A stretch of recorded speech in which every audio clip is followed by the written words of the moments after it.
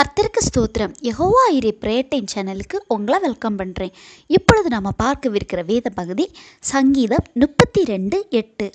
நான் உனக்கு போதித்து நீ நடக்க வேண்டிய வழியை உனக்கு காட்டுவேன், உன்மேல் என் கண்ணை வைத்து உனக்கு ஆலோசனை சொல்லுவேன். இந்த வசனம் ஏசப்பா அவரை நம்பி விசுவாசிக்கிற பிள்ளைகளுக்கு சொல்கிற வசனம். இந்த வசனத்தை நாம் வாசிக்கும்போது எனக்கு என்று வாசித்தால் மட்டும் போதாது, நாம் அந்த வசனத்திற்கேற்ப சில செயல்முறைகளை நடைபெறுத்தணும். எப்படின்னா, முதல்ல நாம் பண்ணுற காரியங்களில் ஏசப்பா எல்லாம் சொல்லித்தாரேன்னு சொல்கிறாங்க. அதை நீங்கள் கேட்டிருக்கீங்களா காதில்?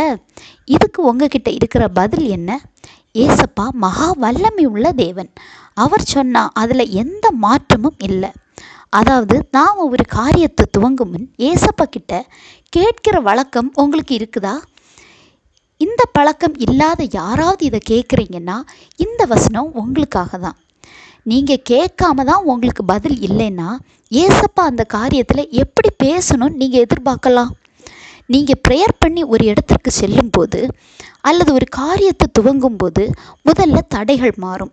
ரெண்டாவதாக நீங்கள் தவறான முடிவுகள் எடுக்கும்போது ஏசப்பா அதை தடை பண்ணுவாங்க.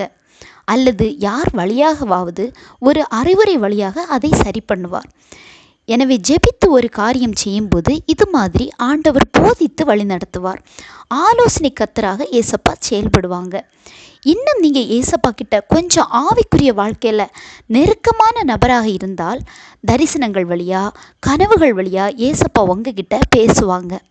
மனுஷனுங்க ஆலோசனைகளை எதுக்காக நாம் கேட்கணும்? இதுலேயும் சில பேர் அவங்க ஊழியக்காரங்க கிட்ட கேட்பாங்க.